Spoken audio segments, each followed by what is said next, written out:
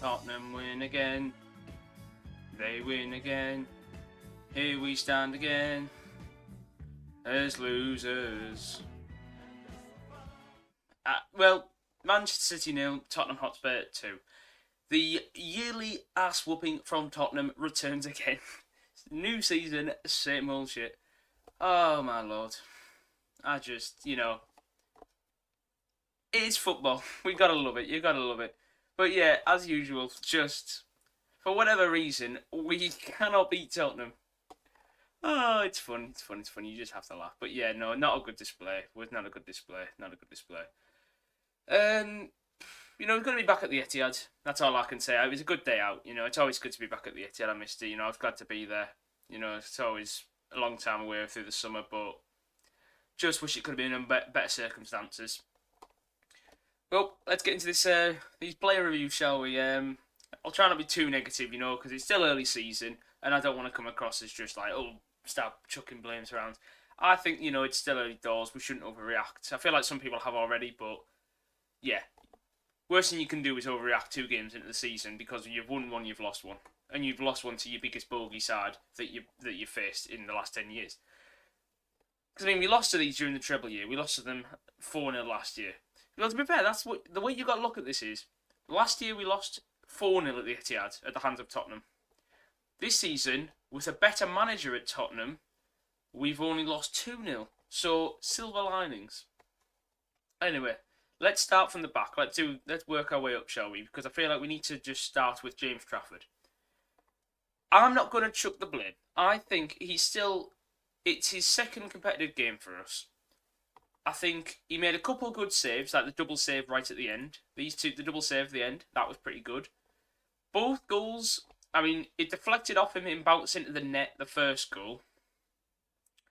The second goal. And then the first goal really was just, he gets a hand to it, and he probably should save it maybe, but both goals, I don't know. Can you blame him for it? I feel like 50% would say yes, he should have saved both. The other half would say, no, you cannot blame the keeper in that scenario. But, the second goal you can blame him for, considering the fact that he lost the ball and he played a stupid pass. But what I mean is the actual save in itself for the second goal. Should he have saved it? But no, the second goal was entirely created by him. But next week against Brighton, Trafford or Edison, who starts? It'll be interesting to see. It will be interesting to see whether we stick with him or if we go back to Edison. I think Edison has to play.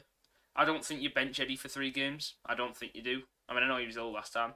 But I think Edison will play against Brighton. I don't see Trafford playing a third. I think he's had a couple of games. Let the heat die down because I feel like his nerves will still be a bit high, I think, after what happened yesterday.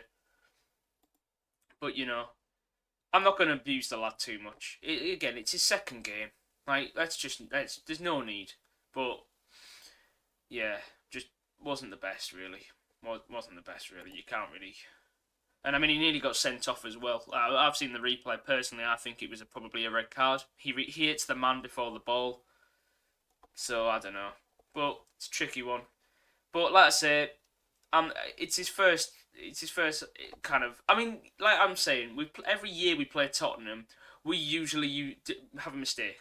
Like, think a couple of years ago, I'm pretty sure Edison made a mistake for one of their goals. Like, we just do it, okay? Somehow, it doesn't matter who we have in net, we'll always seem to cock it up against Tottenham. So, we'll brush past that one, I think. Ryan Nuri, nothing much to say about, really. He was looking pretty lively. 7 out of 7 passes, and then he went down injured. Now he's out for 3 weeks. Fun fact as well, he's never had an injury in the last 3 years. His last injury was in 2021. 2021-22 season. We're nearly in 2026 now, and his second game for City, he's got a 3-week injury. Which, to be fair, I think it's not the end of the world, because, he won't play against Brighton, but then it's international break, so he probably won't go with his country. It'll just be, he can have a nice rest, and then we have Man United after the international break.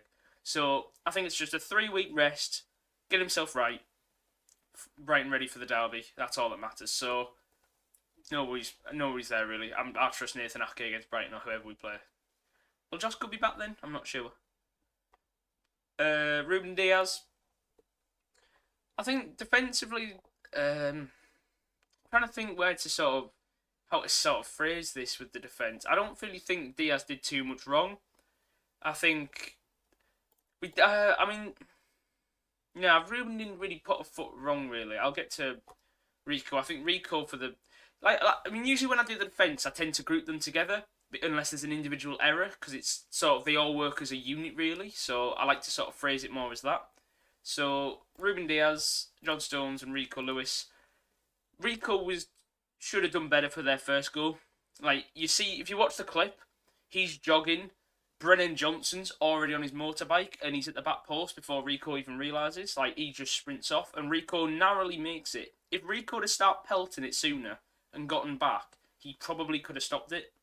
But not really too sure. But yeah, and then Johnny Stones. For me, Johnny Stones was pretty good. Complete the most passes. Oh, nice one, pal. Yeah, I think he was pretty good. I think Johnny Stones is a good sort of thing. And I don't mean to nitpick here. This is going to be very nitpicking of me, but I felt like there was a lot of misplaced passes. I felt as well. It just felt there was times where we just weren't clicking. There was too often enough. Like I know this is me nitpicking. I know it is. Like 76 out of 83 passes. That's still seven misplaced passes by John Stones. Like there was still a lot of scenarios where just it wasn't quite clicking. Like the midfield, personally. The midfield's all very new, so that's why I'm not going to judge it. Gonzalez, Reinders, Cherky. It felt like there was just gaps in the middle. It really did. That was probably the weak point. It just didn't feel like it was gelling together. It'll take time for everything to click. But yeah, I felt like that was the weak, and I think that sort of leaked into the defence. And it just felt like everything just overall like. But I mean, you can see by the ratings, no one did abhorrent. It was just everything just didn't really work. That's the best way for me to describe this performance. You can see signs of great things. People still look good, but it's just not quite there, if you know what I mean. So, like, Reindeer's last time out was brilliant. Yesterday he was invisible for me. I didn't really see him.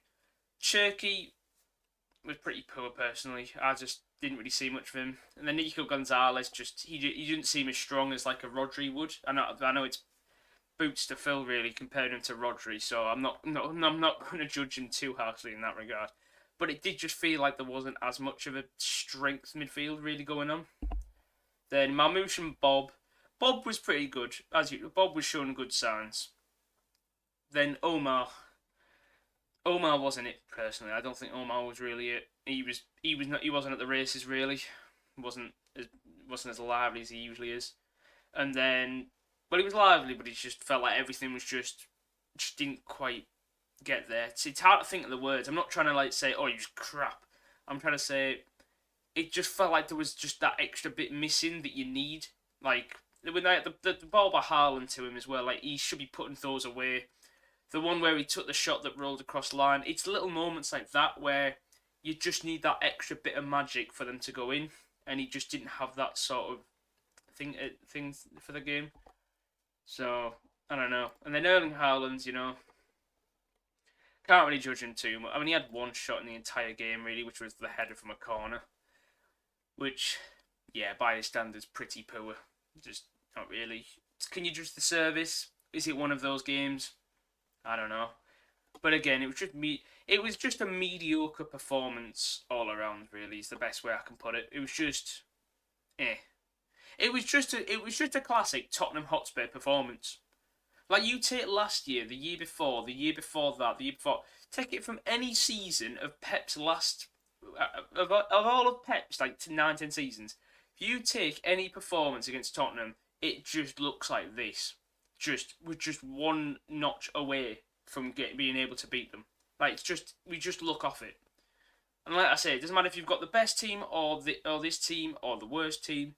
Whatever Pep team you're using, this is the sort of performance you put out against Tottenham. Why? Nobody knows. It happens. So, like I say, if we'd have done this, if we'd have lost 2-0 with... What the fuck? I'm in my voice there. Sorry about that.